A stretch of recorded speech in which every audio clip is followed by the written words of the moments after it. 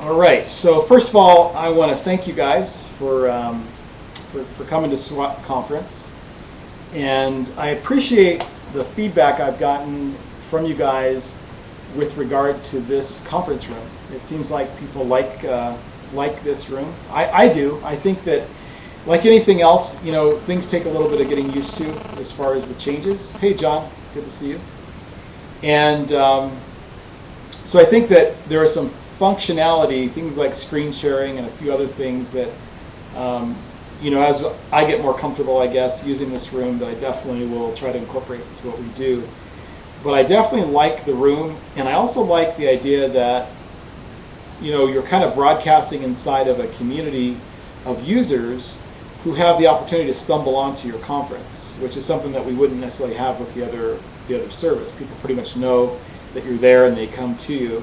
And in this case, people may just be kind of surfing through the live shows and find their way in here, which I think is really good. So definitely appreciate you guys for being here tonight.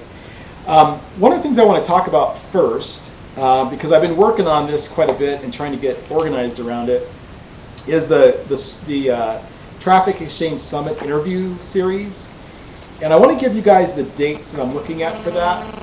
And I'm going to begin on Monday inviting my wish list of people that I would like to have as the interview subjects. And so what I'm looking at doing is the 12th of November, which is on a Monday. And depending upon what the numbers look like, what I'm thinking about doing is something similar to what I did last year. And hey, Dwight, good to see you. What you might recall I did last year was I did basically 2 weeks, and it was 2 interviews a day for 10 days. And I think that depending upon how many people say yes to agreeing, the people that I want to interview, if I can get 20 interviews lined up, which is my goal, then I think I'll do 2 a day. Now, the one little glitch in that plan would be that Thursday the 22nd is Thanksgiving. And so I don't know for sure what that means in terms of what people would or wouldn't want to do or be able to do on that day. So what I would probably end up doing is starting on Monday the 12th, and I'd run the interviews Monday through Friday. And then I might do Saturday. And the way that I think I could make it work is if I did it maybe the first session earlier in the morning, or maybe I do it an hour before Affiliate Funnel, and then after we're done, I can just tell everyone to head to Affiliate Funnel. So maybe I go an hour before. The program's going to be an hour in length, and I'm going to try to keep it to that. And so that way, maybe we can actually attract some people for Affiliate Funnel, which would be a nice thing to do. And then I could come back and do it an hour after Affiliate Funnel concludes. And so maybe Affiliate Funnel can push those people back to the second set of interviews for that day. So if that's and that would also keep me away from interfering with Robert's LFMTE Saturday trainings. So those are just the first and second Saturdays, so there wouldn't be any kind of a conflict there. So I'd be looking. I'm sorry, Baxter is in here doing his best to make as much noise as he can. So I'd be looking at Monday, November the 12th, and do it that week, including the 17th. And I do an interview in the morning and one in the afternoon. And then the second set would be Monday the 19th. I would skip Thanksgiving, and the Summit Conference interviews would conclude on the 23rd. And what I'm going to do is I'm going to do them in this room. And the reason I'm going to do that is because, and Dwight, you're probably thinking along the same lines I am with that question, is that it'd be great to be able to actually see the interaction, to actually have the interview subject, the owners, and the other people that are going to be involved in this, to actually have them on screen. And then I think it'll also encourage more participation from the audience, so to speak, towards asking them questions. So in the podcast format, I mostly just asked questions, as you guys know, for like an hour. And I think what I'd like to do this time is maybe ask questions for about 40 minutes and then open up to the room to be able to ask questions of the interview subject. So that's kind of what my thought was. Hello, Dorina. Good to see you. So, hey, Kathy. Thanks for being here tonight. So that's what I'm looking at. So you can kind of put this down that the Traffic Exchange Summit series is going to be Monday the 12th through Friday the 23rd, with the 22nd not being an interview day, and instead the 17th, which is that Saturday before. And that's going to be the schedule.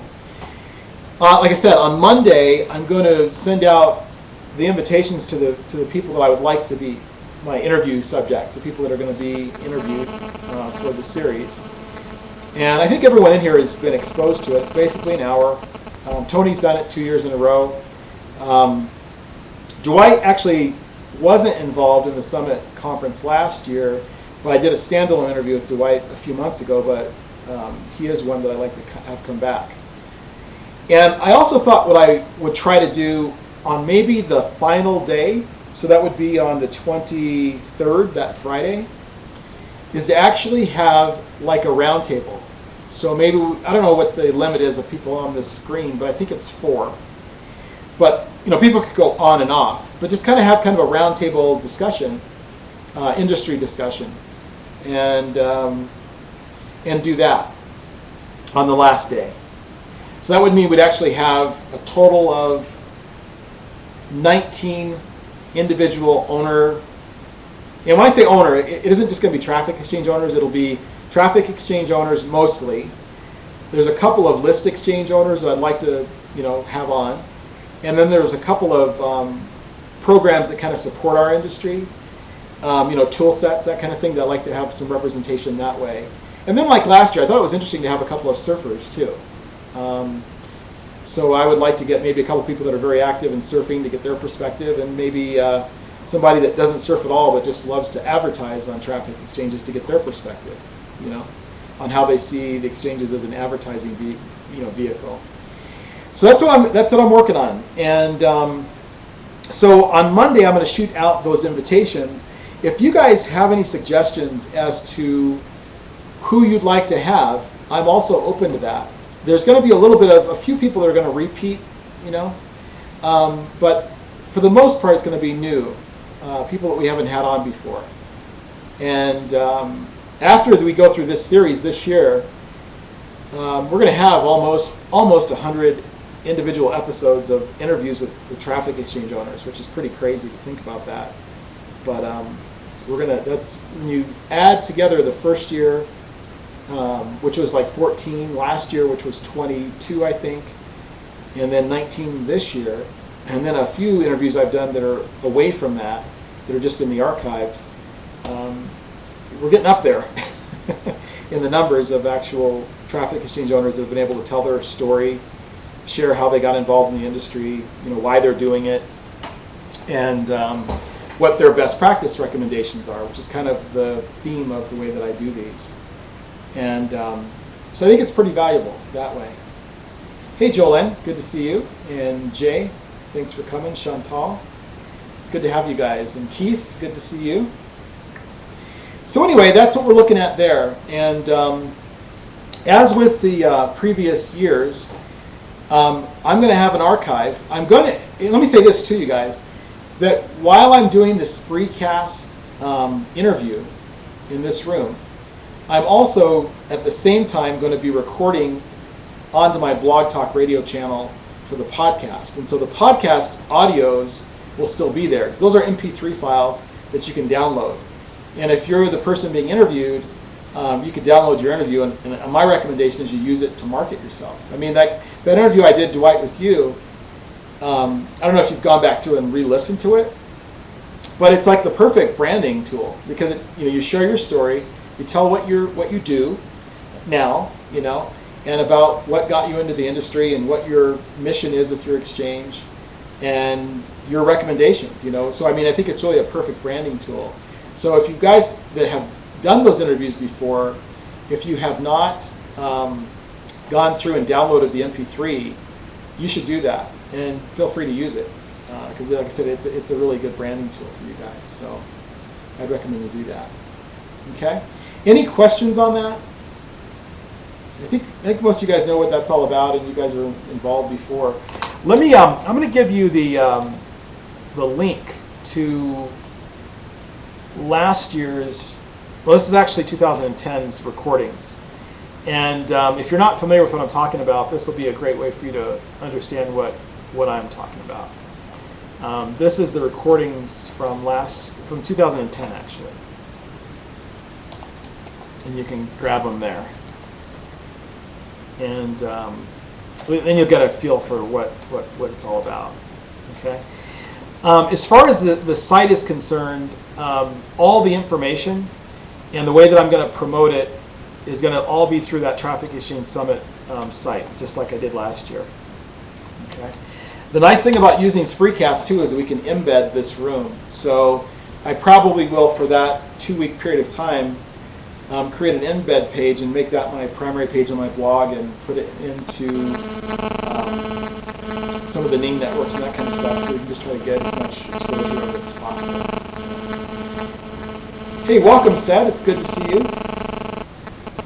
Okay, any questions, you guys, on that? Traffic Exchange Summit? Everything's clear as mud? All right. Hey, and by the way, you guys might want to have ready your S.W.A.T traffic and Bootscootin' traffic user ID. In all the kind of freestyling fun and excitement of last week, I forgot to give you guys some credits, and so I want to make sure that I do that. Some modest credits for a little bit of action I would ask you to take a little bit later. So just grab your S.W.A.T and your Bootscootin' IDs and have those ready for a little bit later if you would. Okay, so now I got a couple of questions for you guys before I get into what I really want to talk about tonight. How many of you guys are currently members of Kiva? And you guys that are following me on Facebook, you're probably wondering what has gotten into me with regard to Kiva, and I'm going to explain to you what has as we go through this. So Tom, you are. Dwight, you are. Tony is, I know that. Okay. How about the rest of you guys? Is anybody not a member of Kiva? If you're not, just say no. And we're not going to ask you to leave. And we're not going to heckle you. I just want to know what your knowledge and familiarity is before I really get rolling on this. James Diaz, how are you? James, you missed like the big announcement. It's like Donald Trump's announcement tonight. Now, we're not getting into politics, but I can bring you up to speed later. All right, so Tom Knapp, you've done 8 loans so far. That's awesome. So Jolene, you're not familiar, and everyone else other than Keith is. James, are you a member of Kiva? That's my question of the moment. Nope. Okay. So I want to take a minute and explain to you guys why I've been so active on Facebook with regard to Kiva, and what that's all about. Of course, last year when we were doing the fundraiser, let me give you guys a link that aren't members of Kiva, and you might be wanting this after I tell you what's going on and why I'm doing this. So last year when we did that fundraising event for the Rileys, of course I became familiar with Kiva. I actually didn't know what it was before that. I never had heard of it before. And I thought it was really intriguing. I thought the idea was intriguing. I liked the whole idea of microfinancing, and so that was intriguing to me. But for some reason, it wasn't enough to get me involved. I'm not sure why that is. I just, for whatever reason, I was really focused on those 6 days, and I didn't really think too much about it beyond that. And in the month of September, a friend of mine, and a lot of you guys know Tissa. Tissa had posted in his Facebook stream something about Kiva doing a promotional deal where you could join Kiva, as a free member, and through a grant they received, they were giving you basically $25 credited to your account to give you an opportunity to make a loan and understand how Kiva works. And this is just for new members. And so I thought, whatever, it struck me at the right moment. I decided to go ahead and join, take Tissa up on that invitation, and, make a loan. I mean, what is there to lose, right? It wasn't my $25, right? And so I started going through the loan request and reading the stories of the people and their circumstances. And I think what really struck my heart is the whole idea of entrepreneurship, because one of the things that I believe completely is that as much as we're hearing all the debates going on around the elections and all the commercials, and I'm in a swing state, Colorado is considered to be a swing state, so we're getting barraged 24/7 with political commercials. My phone rings 6-8 times a day right now from people calling me about one candidate or another. And I always have felt that the free markets and entrepreneurs are the answer to the economy, in my opinion. That free markets work, and entrepreneurs have always been the lifeblood of this country. And so I think when I started reading those stories of the people that were making those loan requests and recognizing the situations that they're in, and the fact these people are entrepreneurs with these little cottage businesses that are shut out from the traditional financing mechanism.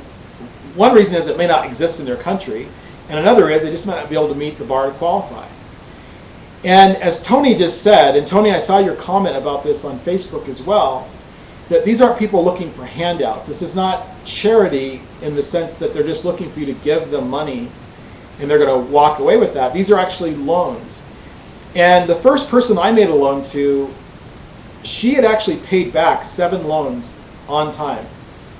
And so the loan that I was making to her was the request that I was in part making a contribution to was her 8th loan in the program. So the deal that Kiva has got going on to celebrate their 7-year anniversary is if you're not presently a member of Kiva, you click on that link that I put on there, you can join for free, and what will happen is your account will be credited $25 that you can then log in and read through some of the stories and find someone that for whatever reason, and it's probably a million different reasons for a million different people, that someone touches you and that you want to make that $25 loan to them. Now, the first loan that I funded, that I gave a contribution to, ended up being fully funded a couple days later. And so that's been maybe 2-3 weeks ago, and that loan is already like 18% paid back. And then I started thinking, wow, this is really a really cool thing. And so I started sharing the story with other people and making other loans.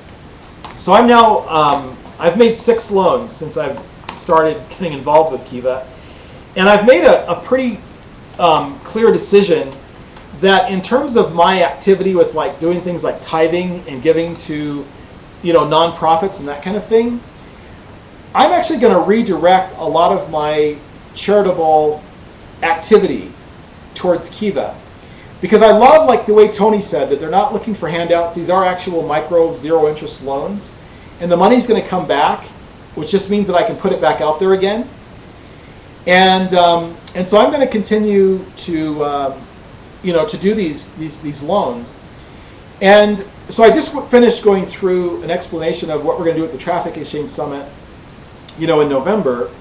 And one of the things I'm going to do during the course of that 2 weeks that we do those interviews is I am going to definitely, not overkill, but I'm definitely going to talk a lot about Kiva, because for the month of November, which also happens to be my birthday month, I'm going to make a contribution of a percentage of sales at S.W.A.T and Boot Scoot and Traffic for the month, and see how many loans that I can, through the efforts of the members buying advertising packages or upgrades, and taking a percentage of that, how many people we can help,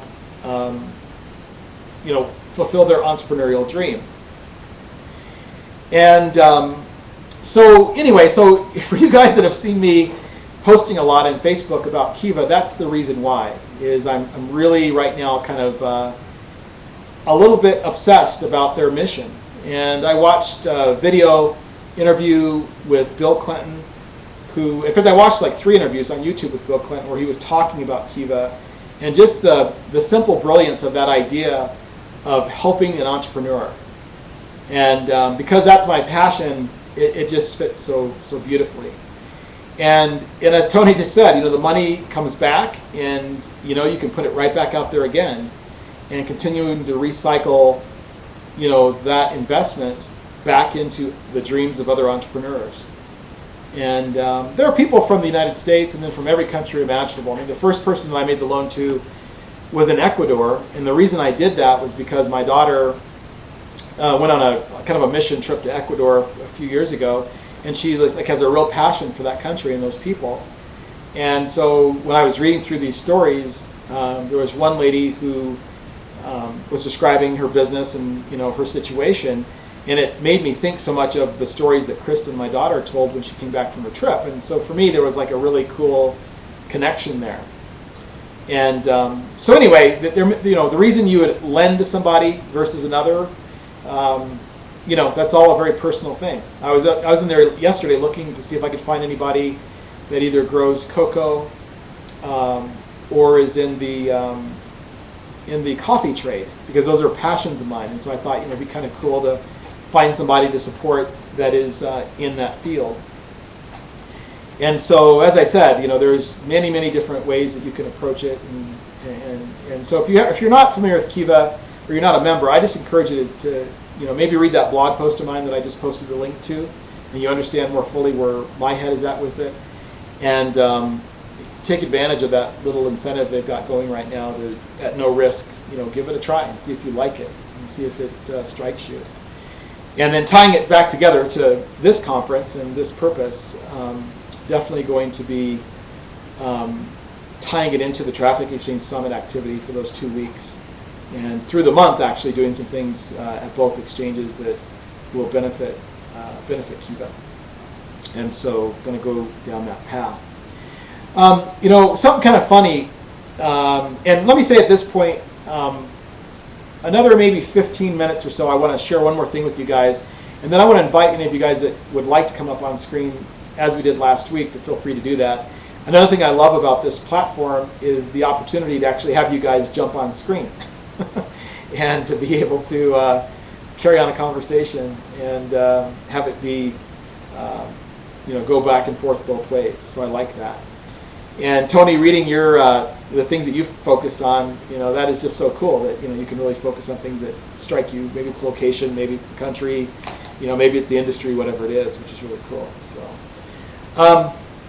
anyway, if you're wanting to come up and join the conversation, you just click on your the request to join the conversation, and I'll pull you guys up here on the screen. All right, so we've got the link to Kiva in the chat. We've got the link to my latest blog post in the chat. And now I want to share with you guys something I thought was kind of interesting. A few days ago, my wife asked me kind of a loaded question, I thought. I'm not even sure where it came from, but I thought it was kind of interesting.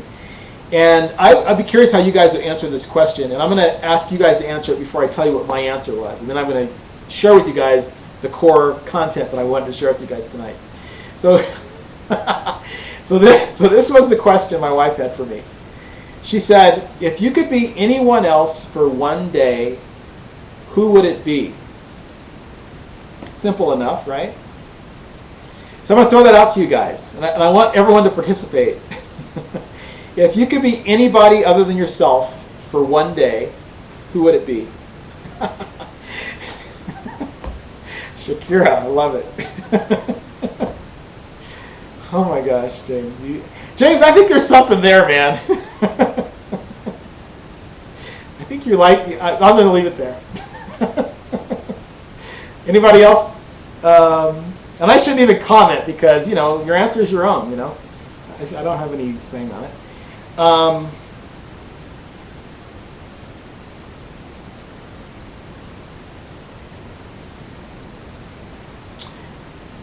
right, Richard Branson, okay. I don't know who James Malinchuk is. Who is that, Brian? I don't know who that is. And Tony says Bill Gates. James says Shakira. How about you, Kathy? Or Said? Or Tom? Dwight? Anybody for a day? Who would it be, if not yourself? Julian Assange. Yeah, you know, I go back and forth on Julian Assange. Sometimes I just like, I love his mission in some ways, and other times I think, man, that guy is in so much hot water, but who knows? Maybe he'll come through it. All right, tough question. I appreciate that. Yeah, Tony, you could give away a couple billion in a day. You could do a lot of good in one day being Bill Gates. That's for sure. Man, what value has that guy created in his life? You know, it's unbelievable. Hey, Vic Hutchins. I just saw Vic Hutchinson. You're in the room, man. I'm glad you're here. Vic is like an amazing marketer, and I really enjoy my interactions with Vic on Facebook. And you guys that don't know Vic, you ought to get to know him. The guy is really sharp. James, you'd like to be your wife so you can be married to you, right? Oh, that's good. Yeah, that's a good one, Roger. Bill Clinton. Yeah. Boy, you could do a lot of good in the world being Bill Clinton right now. Ah, that's really, see, that's deep, James. Wow. That's good. I can't even, that's really good, actually. So you get to know her better. That's really cool.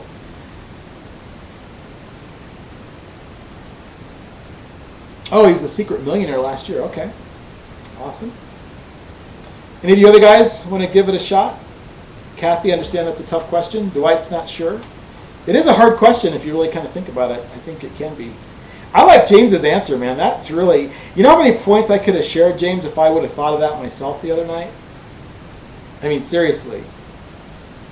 I would guarantee have another 13 years to add to the 13 I've had so far.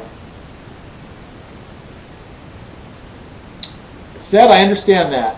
I like being me too. But I did have an answer for her though.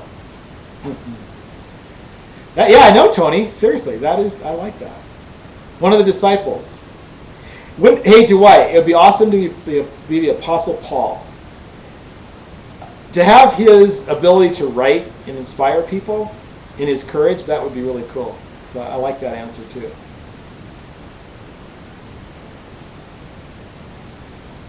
All right, John says, I'm good with who I am. That's cool. Hey, it's only one day out of a lifetime, so. Or Mark. All right. Anybody else before I tell you what my answer was? And I'll tell you why, too.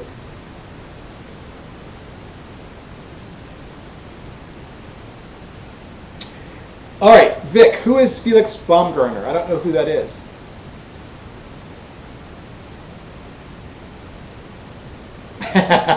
Yeah, I'm okay with him being the pilot on this ship. Yeah, I definitely don't believe that I would want to take on that responsibility. So I'm good on that. Oh, yes. Yeah, yeah. If you could be Felix Baumgartner on that day and be the one that actually did that free fall, that would be really something. I mean, how do you top that at this point? That was really amazing. Yeah, that was insane. And you would have jumped too, Vic? All right, cool. All right, so here's my answer to her was Richard Branson.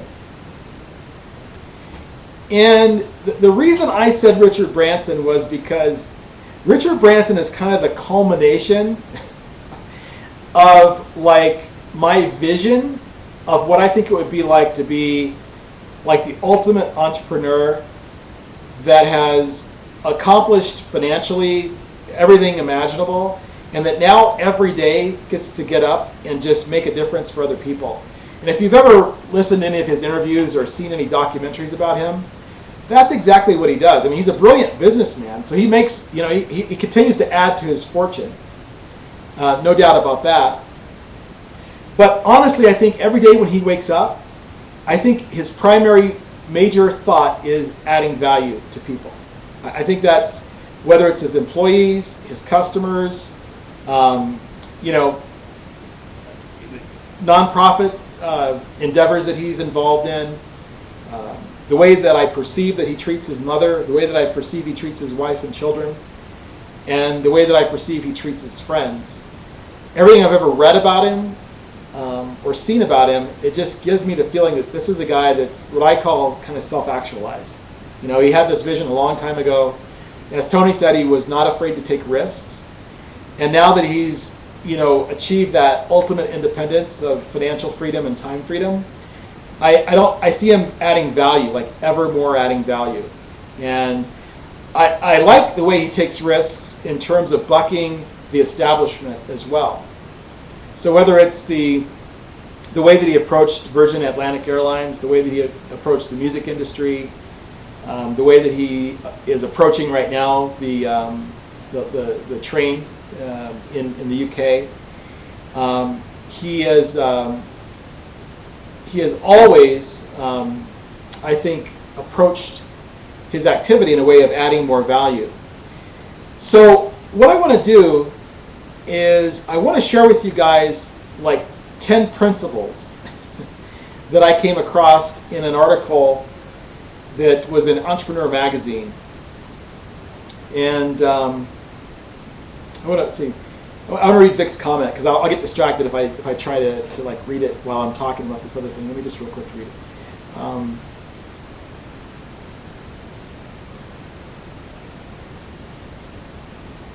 Yeah, and I completely agree with that, Vic. I think that is that's a very honest statement. And I've always said, and I said it as recently as mentoring somebody earlier today, talking about entrepreneurship. And I've actually taught this in this room before, at other S.W.A.T conferences, the whole concept of how does an entrepreneur get compensated? You know, what is it that determines what you make as an entrepreneur? And, you know, as an employee, it's very simple, I think. And I'm talking the average. I'm not talking about exceptional employees and that kind of thing. But I think generally speaking, when you're an employee, you're basically in a exchange of time for money, right? So you come to an agreement with your employer. You come to an agreement around what your salary or hourly rate is. And as long as you don't violate the terms of your employment and you're there your 40 hours or whatever your prescribed time is, you expect to have a check on Friday.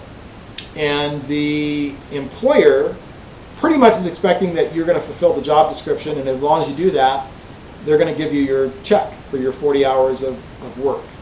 And so in the great majority of employment situations, it is a strict time for money type of an exchange, right? A lot of jobs don't create incentives or commissions or anything else, so it's not like you can like increase your income by just trying harder. Most of the time, it's how many hours do you put in, and that's kind of the way it is. It is not at all like that as entrepreneurs, and you guys know that. I know people that earn legitimate full-time income legitimately, and they work about 3 hours a day. I mean, really, seriously. And I agree, there are things like profit sharing and other things that are part of the equation, but I think generally speaking, when you think about employment, you're talking about time exchange for money. Now, I know people that make a full-time living working 3 hours a day. I also know people that work 18 hours a day and don't make a part-time income, right? And so what that illustrates or proves, in my mind, is that it's not about how much time you spend as entrepreneurs. It really doesn't have anything to do with it. What determines what you make as an entrepreneur is one of these things or the other, or the combination of them. The first one is the problems you solve, and the second one is the value you give to your marketplace, because your marketplace determines whether or not they're going to buy what you have to sell. And the size of the problems you solve, or the extent to which you add value to your market, is going to determine how much of it you sell and what you're able to ask for what you sell. And so it's quite a bit different. And it's the reason why a lot of people struggle when they've been employees for a long time and they decide to become entrepreneurial and they decide to start a business, or maybe even get involved in a home business. I can't tell you the number of conversations I've had over the last 4 years with people in the home-based business industry that say that they're tired of putting in so many hours and not being compensated for it. And my answer is always the same. You were never promised to be compensated for the amount of time you put into it. You've got to add value to people in order to have people join you and stick with you and help you build that home-based business. So there's a mindset shift that has to occur when you think about compensation as an employee versus compensation as an entrepreneur. Right? Thank you for that said. All right, so I want to share these 10 principles with you. And yeah, James, you're right. Long hours do not equate to high pay. Solving big problems equates to big pay. Adding a lot of value to other people equates to big pay. Okay.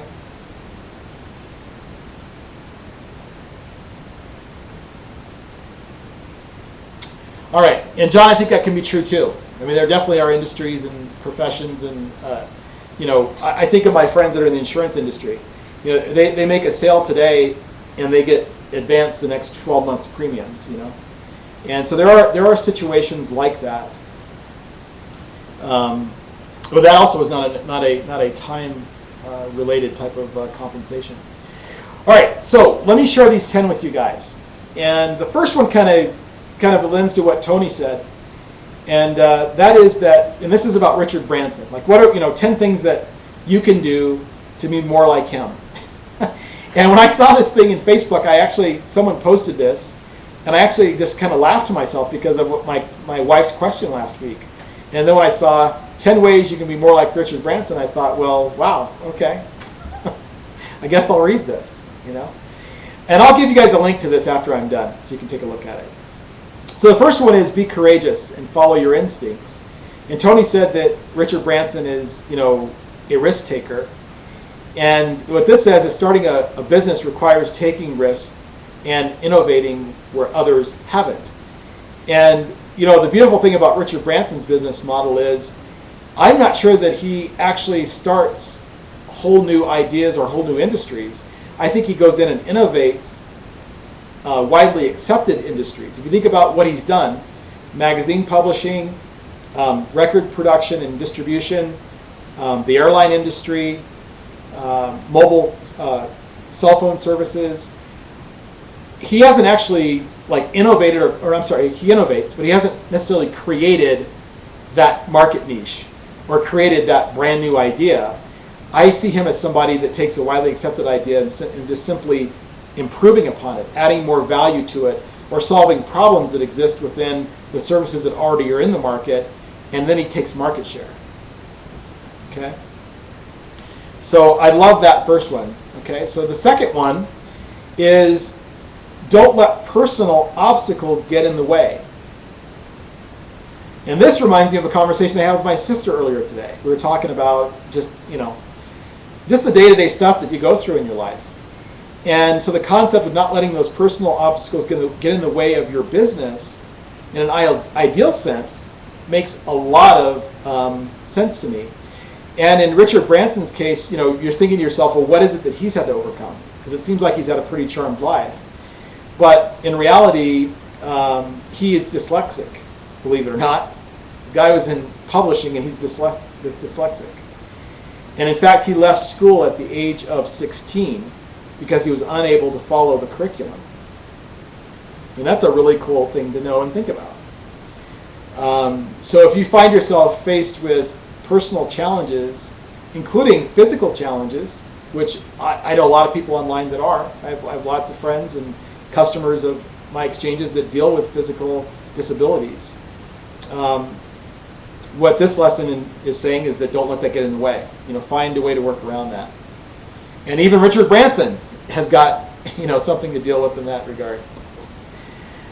The third one I love as well, and that is to build a solid network.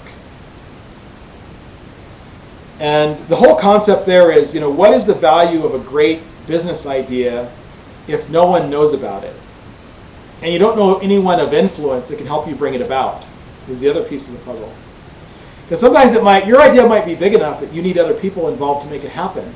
Your idea might be big enough that you need some finance in order to make it happen that's beyond your own resources. Or you need help spreading the word. So having a really solid network in place allows you to access, the resources, people, tools that you need, and helps you propel your message forward. And so building a solid network is number 3. Number 4, which is something I think a lot of us in the traffic exchange industry are dealing with right now, and that is being open to change. I think, in my personal opinion, as I have conversations with people, as I read the Skype chat as recent as today, there is a lot of change going on right now in our industry. I was in Skype for 15 minutes today and saw 3 or 4 situations where people are trying to sell their exchanges, or they thought they had their exchange sold and the deal fell through. I see people selling 20 sites. I saw there was something on that Freddie had posted that one of his clients had a dozen or more sites that they're trying to sell. There are a lot of changes going on in terms of people making dramatic changes to their sites. There's all kinds of transitions going on right now in the traffic exchange industry. And so that one was very relatable. And I think being open to the idea of change is really important. I talked to somebody yesterday that works for Dish Network, and they were saying that their industry changes so rapidly, the pay for TV service industry, that there are things that they have in place in the morning that by the afternoon are totally 180 degrees in a different direction. What the story they relate to with regard to Richard Branson's experience is, of course, being involved with Virgin Records and being in an industry that was all about LPs and transitioning then to cassettes, and then being able to be nimble enough to transition to CDs, and then being smart enough, as he was, to get out of that industry of distributing music before everything went to MP3. I think he saw that coming. And I think that's why he sold Virgin Records, was he realized that the distribution model was about to change, and that the idea of having these high overhead retail locations was not smart. And so being open to accepting that the way things are today, they're actually working for you, may not actually be the way you want to go in the future. Okay, that's number 4, being open to change. Number 5 is knowing when to ask for help and asking for it. And this is something that I think a lot of people, including myself, struggle with, because I tend to be kind of a little bit of a control freak about my own destiny. And it's why I've been self-employed essentially since I was 21 or 22 years old. I had a short stint with Citicorp like in 1999 so I could drive race cars, but other than that I've pretty much worked for myself. And that kind of the way I'm wired means that I'm probably not the best person for A, recognizing when I need help, and then B, actually being able to go out there and find it and ask for it. I'm actually working on that. That's an area of self-development for me. Is not associating ego to recognizing that you need help with something, and then being willing to approach people that can actually help you. So that I think is, for me personally, was a lesson that really resonated with me. And I don't think it matters, in this little article I'm going to share with you guys, it doesn't matter what age you're at. Part of being an entrepreneur is you think you know a better way. If you didn't think you knew a better way, you probably wouldn't try whatever it is that you're trying to do in business. But recognizing your own limitations and the limitations of your technology that you may be using is really important in terms of identifying when it's time to raise your hand and say, hey, where's the lifeboat? I need someone to help me work through this. Or maybe I'm not the best person to do this particular task, or maybe I'm not the best person to operate in this time doing this certain thing, because I could be maximizing my skills that I actually have, and maybe I'll hire somebody to come in and do the thing that I'm not really best suited for. I mean, those are all things that I think we all face every day in our businesses. What we decide to outsource, what we decide that we're not the best person to, we're not the best one to be doing a certain task, and that kind of thing. So that's huge. I think it's another one of those huge steps. So that's number 5. Number 6 is listening to your customers, which I think is critical. Dwight was talking last week about surveying his members, and I think that's such a smart thing to do. And I think, maybe once a quarter or more frequently if you want to, I think it would make sense to pick a topic that really is going to make a difference for the user and put it out there and ask them for their feedback. One of the side benefits of doing that is it has your members feel vested in your exchange, if they feel like they have a voice and direction. So I think you can do it in a lot of different ways. And this article talks about tapping into social networks. You can, and I do that sometimes on my Facebook wall. I'll post a question. What do you guys think of this, or do you have a recommendation for that? I think that's a very effective way of gauging your market, if your market in part is hanging out with you on Facebook. There are old school methods, picking up the phone and calling people.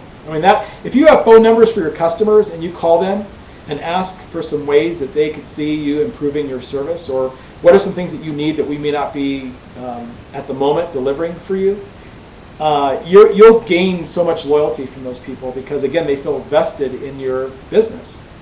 When they give you a response, they now have some vested interest in what you're doing, especially if you follow through and implement any of their suggestions. And so that's a huge one. And that's number 6, listen to your customers. Number 7, and I think James Diaz will be like high-fiving himself on this one, because I know this is important to you, James. And that is staying focused when you're growing your business. Having that laser focus on your target. And so what this article says is, even when an entrepreneur starts out with a great idea, passion, and a laser focus, he or she can become distracted. It can be tempting to make changes that don't always make sense for your overall goals. And so, that comes down to just business discipline, being very committed to your plan and putting on the blinders. And man, if there is ever an industry created that requires you to put on your blinders, it's the home-based business and viral traffic industries. And the reason for that is you're always being pitched with something. It's an ongoing process. Vic, tell me how many people that can look at your record and they can see that you're very successful in what you do, but I still bet that people approach you and pitch you all the time. I got another really good friend named Tom Chenault, who is he's a big leader with the company he's involved with. He's a top money earner. He gets pitched every day by people. And here's a guy making $1 million a year, and he's got people that are pitching him that are probably just getting started with the opportunity. Now, I respect the idea of recruiting up. I think that's a smart thing to do. But my point is that if you're not really focused, it's easy to get distracted, because there's always stuff coming at you. And in our world, in the traffic exchange or the viral ad exchange or the online advertising world, you see it 24/7. If you spend any time on your own site, you see it. There's always a new opportunity launching. Skype is full all the time. I've always got people, sending me links, that kind of thing. And it's a promotions business, so I'm not criticizing people that do that. I love the fact they're taking action. All I'm saying is that for you as the entrepreneur, our goal and our skill set we have to develop is that ability to kind of laser focus and put on the blinders, especially when you're in the growth mode in your business. So that's number 7. Number 8 is remembering to be positive. And it takes a strong personality to be an entrepreneur, and I think you guys can appreciate that. Entrepreneurs are the most optimistic people I know. and it's definitely the way that I'm wired too. My basic mentality is that, and I heard someone say this at a training I went to a couple months ago, so I'm not going to claim to have the original authorship of this statement, but I loved it so much because it resonated with exactly the way I've always thought.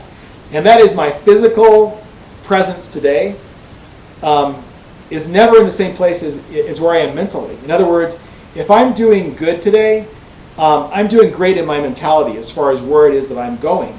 If I'm having a really pretty crummy day, you're probably not going to ever know it because I'm not lolling around inside of my current, and it doesn't mean I don't deal with my current situation. If I'm having a bad day, if I'm up against the wall, if a project that I'm working on blows up, if I'm not making sales in my business, if my wife and I have some kind of a tension going on around something, I'm not saying that I don't live in the present and try to deal with the present, but what I am saying is that from a mental perspective, I'm always looking at the bright side. There's always a silver lining, and I've always am certain that I can turn it around. I don't think I'm unique in that amongst entrepreneurs. I think entrepreneurs, that's the way that we think. It's the way that we're wired. And I think it would be hard to be an entrepreneur without mostly being like that. Because you've got to take the risk. You've got to be the one that overcomes objections. You've got to be the one that positions yourself for the sale. You've got to be the one that that sees it before other people can see it. You got to be the one that has the belief in what it is you're creating before anyone can see any evidence as to any reason why they should join you or buy what you have to sell. Right? So that's just such a critical component to success is being positive and recognizing that it requires that for you to be successful as an entrepreneur. Number 9, so that was number 8. Number 9 is encourage teamwork and have fun. And if you think about Richard Branson, I think those two things define him so much. I mean, and the things that I've read, including both his books and the documentaries I've seen, I always recognize that he is genuinely having a good time. And you might say to yourself, well, if you were a billionaire and you had the business empire that he has, it would be hard not to have a good time. But I'd be willing to bet that even way back when he was 17 years old and started his first newspaper, I think he probably had a good time back then too. And in terms of teamwork, I think teamwork can be done in both a literal sense, people that actually are working with you in unison towards a common business, as well as people that are maybe outside of your business, but maybe they're your workout partner in your business, or they're just your accountability partner, or they're the person that you can go to be propped up if you're having a tough day, or they're someone that you're always there and willing to prop up if they're having a bad day. One of the comments that is on this article, it says, as the founder of your company, you may be the one telling the world about your incredible new product and showing it off at industry events, but this wouldn't be possible without your partners and teammates working hard behind the scenes. Teams that are happy and work well together can accomplish great things. And I think the beautiful thing about the internet is we all have the opportunity through outsourcing to establish a team of people that are vested in whatever it is we're trying to accomplish. So I think we have that opportunity. All right? That was number 9. So now number 10, the final one. Don't fear the exit. Okay? And again, these are 10 ways you can be more like Richard Branson. So I'm just going to read to you what it says here. It can be difficult to know when to sell because as a founder or entrepreneur, you can become attached to your business and your team. It can help to seek input from trusted advisors about whether selling will be good for the overall health of the company. And then the example here is that Branson sold a number of Virgin companies over the years. Probably the most notable was his sale of Virgin Records to EMI. It was a very emotional day for me. At one point, I broke down in tears, he said. Looking back, it's clear that we sold at the right time, and the decision made sense for Virgin as a whole. That secured our group's future and gave us a war chest for investing in new businesses. Now, really, Richard Branson made his fortune in the music business with his Virgin Records brand. And so you can imagine the emotional difficulty in selling something that is that dear to you. But as I said before, because he has such vision, he saw the distribution model in the music industry was shifting. And he got out at probably the perfect time.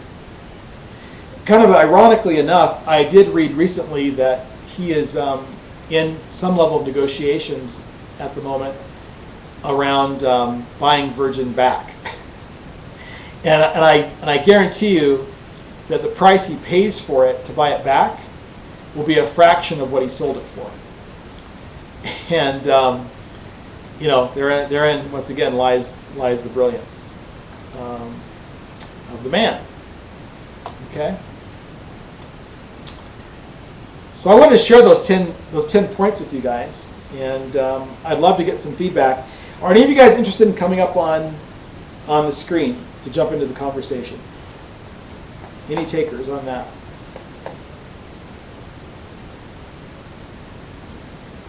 And Dwight has decided Bob Marley for a day.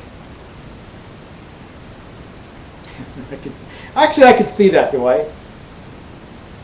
Just laying back, being cool, everybody loves you. Listen to some great music, making some great music. I like that. Oh, I thought you were going to be him for a day. Yeah, he was a Virgin star. The Rolling Stones were a big part of Richard Branson's success as well.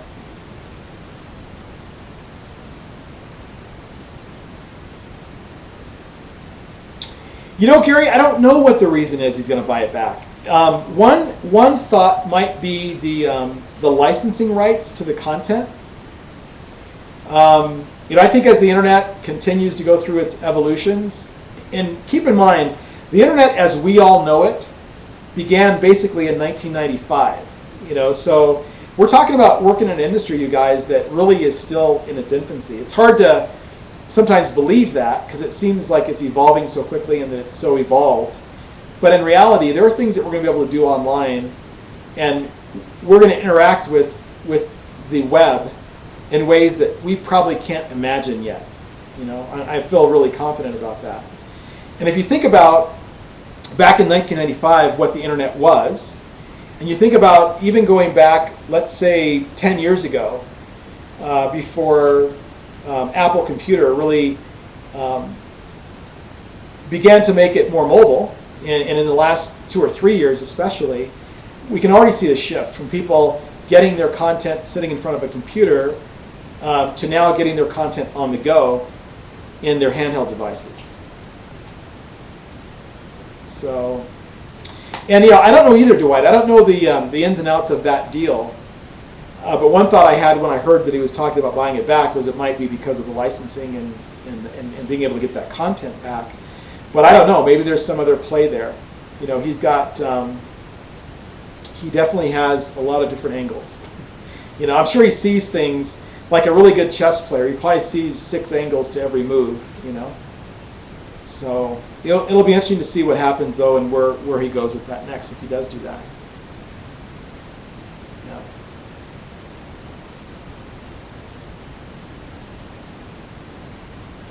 All right. And Madonna was actually just here in Denver. She performed last weekend here in Colorado. Bit of trivia for you guys. So we had Colorado all of a sudden is very important on the national scale. We had Mitt Romney at Red Rocks Park last night, and we had Barack Obama in City Park today. So we're getting lots of FaceTime with candidates.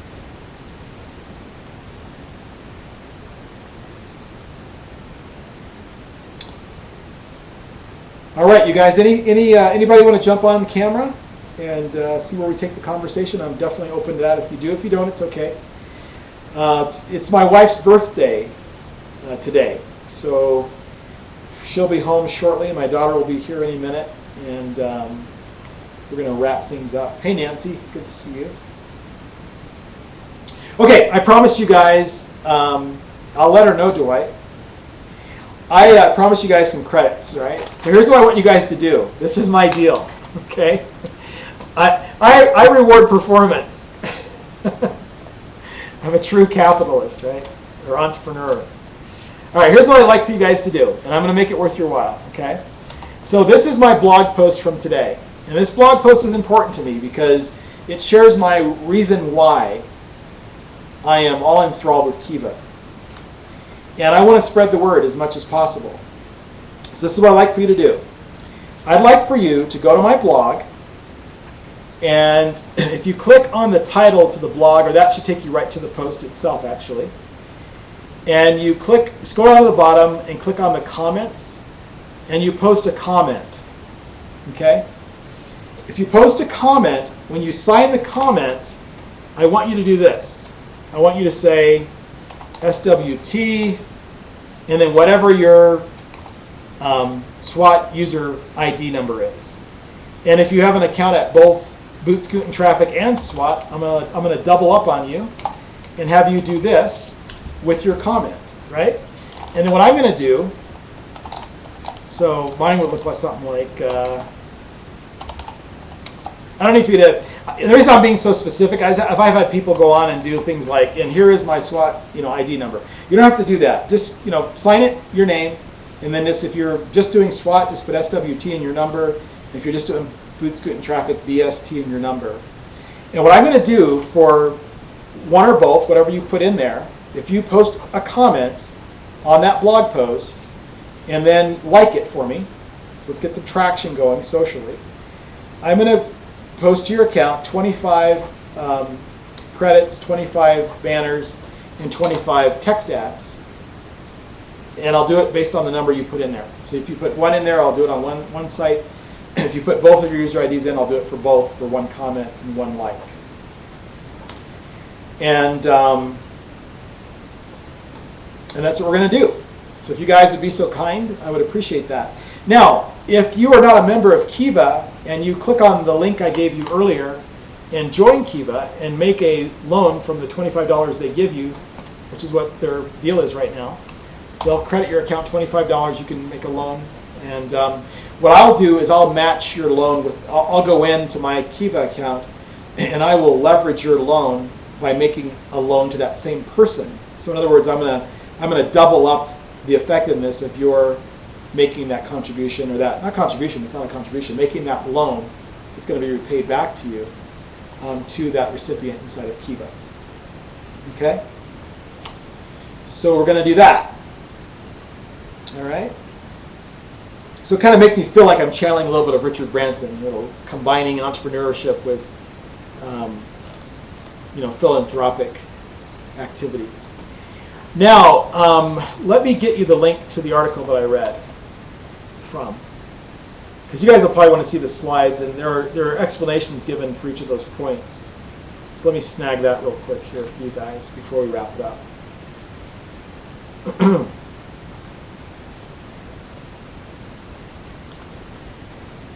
All right, so here's the link.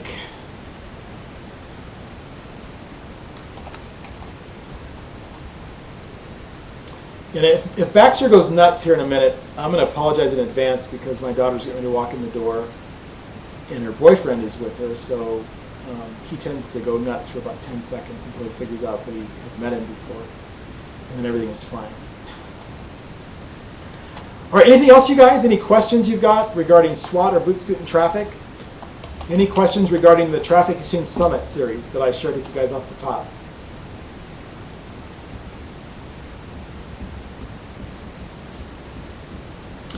And yes, Brian, you're exactly correct.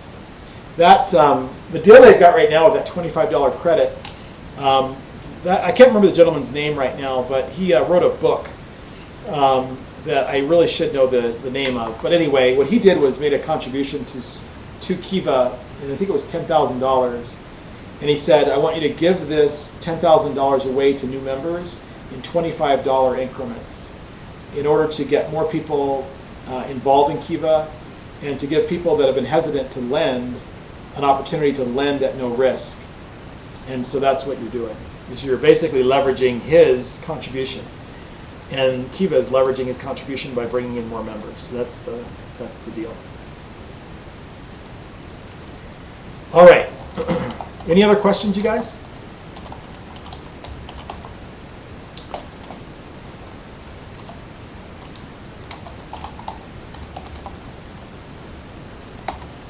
Oh, thank you so much, Brian. Brian is like on it, man. Everyone needs to have a friend like Brian, because Brian, you are always on point. So yeah, Reid Hoffman is he's a board member. There you go. The Startup of You. Okay, that's it. Thank you so much. Yeah, so you're in good company if you're involved. Now, Dwight had asked a question earlier as to who has Richard Branson helped.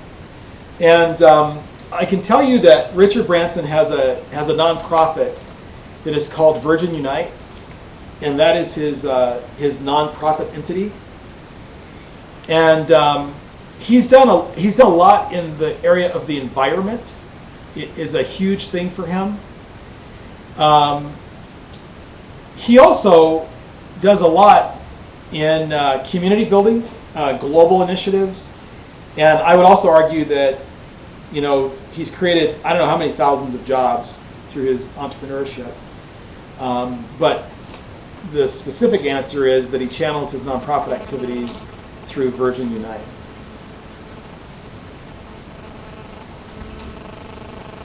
All right, I'm going to stop my recording.